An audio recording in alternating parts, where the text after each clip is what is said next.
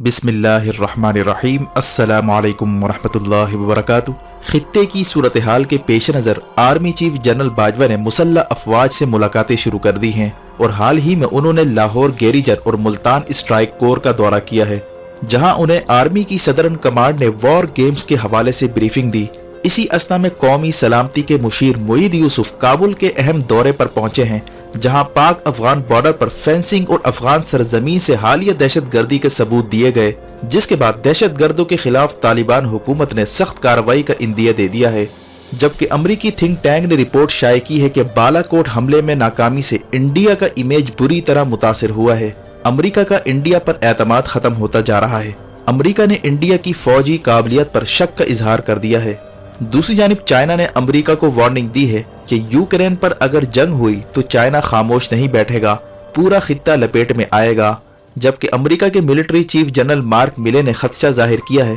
कि यूक्रेन और ताइवान के इशू पर अगले चंद दिनों में कुछ बड़ा होने जा रहा है। अमरीका ने मशरिकी यूरोप में फौज उतारने का इंदिया दे दिया है, जबकि शुमाली कोरिया ने 6 टैक्टिकल गाइडेड मिसाइल भी लॉन्च कर दिए हैं, वो भी उस वक्त के जब रूस और चीन ने शुमाली कोरिया की हिमायत कर दी है। इसी तरह बगदाद एयरपोर्ट और अमेरिका के मिलिट्री बेस पर 6 मिसाइल दागने की इतलात आई हैं, जबकि अमेरिका ने खदशा जाहिर किया है कि ताइवान पर जंग की सूरत में दुनिया को माइक्रोचिप की सप्लाई बंद हो सकती है, जिस पर अमेरिका ने हंगामी बिल मंजूर कर लिया है। सूरत हाल आखिर किस जानिब जाती जा रही है? मजीद तफसीलात में जाने से पहले असलियत टीवी को सब्सक्राइब करते हुए बेल आइकन पर क्लिक करें ताकि हर आने वाली वीडियो का नोटिफिकेशन आपको बर वक्त मिल सके। नाज़रीन कराम, इस वक्त तक की अहम खबर यह है कि पाकिस्तान अपनी साइबर फोर्स बनाने जा रहा है, जिसके लिए पाकिस्तान ने चीन की मदद से स्पेस सेंटर बनाने का फैसला किया है और खलाई तहकीक और सैटेलाइट्स की तैयारी के लिए चीन और पाकिस्तान मुश्तरका तौर पर हिकमत अमली तय करने जा रहे हैं। हाल ही में चीन की गवर्नमेंट ने व्हाइट पेपर शाये किया है, जिसमें कहा गया कि अगले 5 सालों में चीन पाकिस्तान के लिए स्पेस सेंटर की तामीर और मुश्तरका तौर पर कम्युनिकेशन सैटेलाइट्स तैयार करने जा रहा है। हालिया इकदाम पाकिस्तान की मुसल्लह अफवाज को मॉडर्नाइज करने की जानिब अहम कदम समझा जा रहा है, जबकि हाल ही में तुर्की और पाकिस्तान ने मुश्तरका तौर पर सैटेलाइट्स बनाने का भी मुआहदा किया था, जिसके बाद पाकिस्तान ने हैकिंग, साइबर अटैक और स्पेस वॉरफेयर से निपटने के लिए अहम इकदाम उठाने शुरू कर दिए हैं। वाज़ेह है कि वजीर आज़म इमरान खान जो चीन के दौरे पर जा रहे हैं, वहां पर अहम मामला तय पाने जा रहे हैं, जिसमें एयरफोर्स, नेवी और बर्री अफवाज को मॉडर्नाइज करने और कई स्ट्रेटेजिक मुआहदों पर काम शुरू होने जा रहा है, जिसके लिए सिविलियन और फौजी क़यादत ने चीन के दौरे का एजेंडा भी सेट कर लिया है।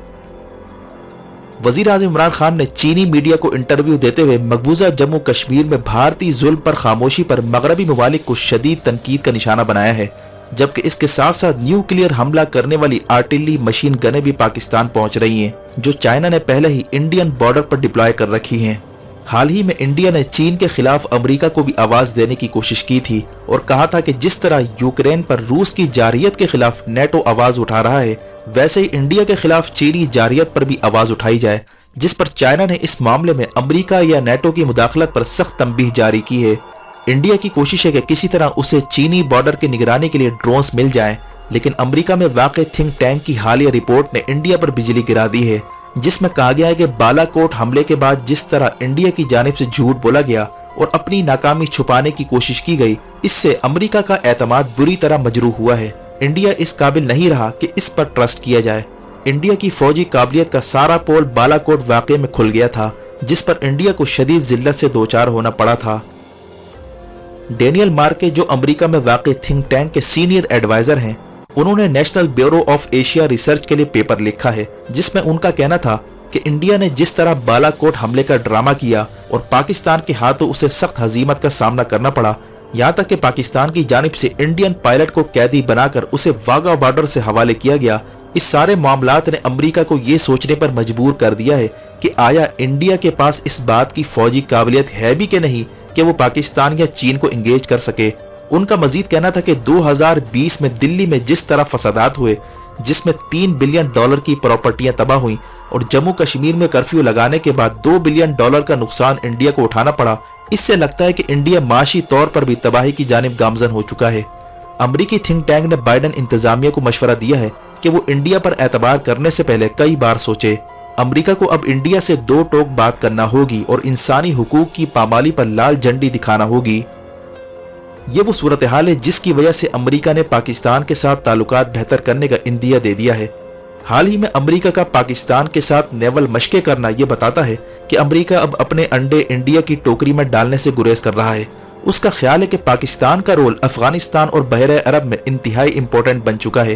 کیونکہ ایران کے ساتھ امریکہ کی کشیدگی کے بعد اس بات کا امکان ہے کہ اسٹریٹ آف ہرمز سے گزرنے والے بحری جہازوں کا راستہ بند ہو جائے اور یوں تیل کی سپلائی دنیا پر بند ہو سکتی ہے۔ ایسے میں دنیا پاکستان نیوی کی جانب دیکھ رہی ہے۔ پاکستان نیوی نے عرب ممالک کے ساتھ میری ٹائم ایگریمنٹ سائن کرنا شروع کر دیے ہیں، اور پاکستان نیوی کے بحری جہازوں نے مسقط، بحرین، قطر سمیت کئی ممالک کے دورے بھی کیے ہیں، جس کا مقصد تیل کے بحری جہازوں اور سی پیک کے بحری راستوں کو محفوظ بنایا جا سکے اور گوادر سے افریقہ تک تجارتی آمد و رفت میں رکاوٹ کا خاتمہ ہو سکے۔ جبکہ دوسری جانب عراق سے خبر آ رہی ہے کہ وہاں پر بغداد ایئرپورٹ اور امریکہ کی ملٹری بیس کو 6 میزائلوں نے ہٹ کیا ہے، وہ بھی اس وقت کہ جب چند دن پہلے ابو دھابی میں امریکی ایئر بیس کو نشانہ بنانے کی کوشش کی گئی تھی۔ اب اس بات کا بھی امکان ظاہر کیا جا رہا ہے کہ چین اور روس کے ساتھ امریکہ کی بڑھتی کشیدگی مڈل ایسٹ میں نیا فرنٹ کھول سکتی ہے۔ واضح ہے کہ حال ہی میں 3 اہم واقعات رونما ہوئے ہیں، ایک تائیوان پر چینی طیاروں کی دراندازی، دوسرا امریکہ کے F-35 طیارے کا کریش ہونا، اور تیسرا شمالی کوریا کی جانب سے پے تربے میزائلوں کے تجربات ہیں جس نے ریجن میں ٹینشن پیدا کر دی ہے۔ شمالی کوریا نے کروز میزائلوں اور سپر سونک میزائلوں کے بعد ٹیکٹیکل گائیڈڈ میزائلوں کے تجربات کر ڈالے ہیں، جسے شمالی کوریا کی جانب سے جنگی تیاری سے تعبیر کیا جا رہا ہے۔ حال ہی میں چین اور روس نے شمالی کوریا پر پابندیوں کا بل مسترد کر دیا تھا، جس پر شمالی کوریا کو میزائل تجربات کی مزید کھلی چھٹی مل چکی ہے، جبکہ چینی وزیر خارجہ وانگ یی نے امریکی سیکرٹری خارجہ بلنکن سے فون پر بات چیت کرتے ہوئے بیان دیا کہ اگر یوکرین پر روس کے ساتھ جنگ ہوتی ہے تو چین خاموش نہیں بیٹھے گا۔ چین کا کہنا ہے کہ اگر امریکہ نے تائیوان یا یوکرین پر کوئی کارروائی کی تو چین اور روس اکٹھے مل کر امریکہ اور نیٹو کو جواب دیں گے۔ اس صورتحال پر بائیڈن انتظامیہ نے کانگریس میں ہنگامی بل بھی پیش کیا ہے، جس میں کہا گیا ہے کہ تائیوان جو کہ دنیا کا سب سے بڑا مائکرو چپ کا سپلائر ہے، وہاں پر اگر فوجی تصادم ہوتا ہے تو دنیا کو مائکرو چپ کی سپلائی بند ہو سکتی ہے۔ ایسے میں $52 بلین کا ہنگامی بجٹ منظور کرنے کی درخواست کانگریس میں بھجوائی جا رہی ہے تاکہ مائکرو چپ کی فیکٹریاں امریکہ میں لگائی جائیں۔ واضح ہے کہ دنیا بھر کے الیکٹرانک آلات میں استعمال ہونے والی مائکرو چپ، جسے سیمی کنڈکٹر بھی کہا جاتا ہے، اس کا معاملہ انتہائی اہمیت اختیار کر گیا ہے۔ چین اور امریکہ کے مابین تائیوان پر ہونے والی کشیدگی کی وجوہات میں سے ایک مائکرو چپ کا معاملہ بھی ہے، جس پر اجارہ داری کی جنگ چل رہی ہے۔ تائیوان اگر چین کے پاس چلا جاتا ہے تو مائکرو چپ کی بنی بنائی انڈسٹری چین کے ہاتھ آ جائے گی اور یوں چائنا ٹیکنالوجی کے میدان میں سپر پاور بن سکتا ہے،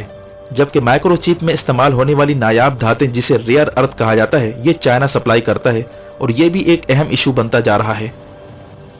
دوسری جانب امریکہ کے ملٹری چیف مارک ملے نے تہلکہ خیز بیان دیتے ہوئے کہا ہے کہ جنگ عظیم دوم کے بعد سب سے بڑا حملہ یوکرین پر ہونے جا رہا ہے، جبکہ امریکہ نے $200 ملین کا فوجی ساز و سامان یوکرین کو پہنچانا شروع کر دیا ہے، جس میں anti armour weapon, grenade launchers اور بڑے پیمانے پر آرٹلری گنیں شامل ہیں۔ جبکہ جنرل مارک ملے نے امریکی شہریوں کو سختی سے ہدایت کی ہے کہ وہ یوکرین جانے سے باز رہیں اور سارے امریکی شہری یوکرین سے فوری طور پر نکل آئیں، کیونکہ کسی بھی وقت کچھ بھی ہو سکتا ہے۔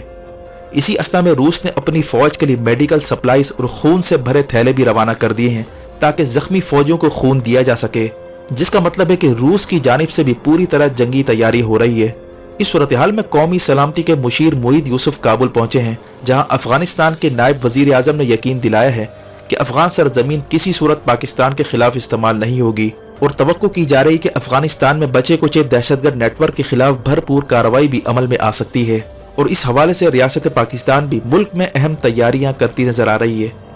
ویڈیو دیکھنے کا شکریہ، اپنا اور گرد و نواح کے لوگوں کا خیال رکھیں، فی امان اللہ۔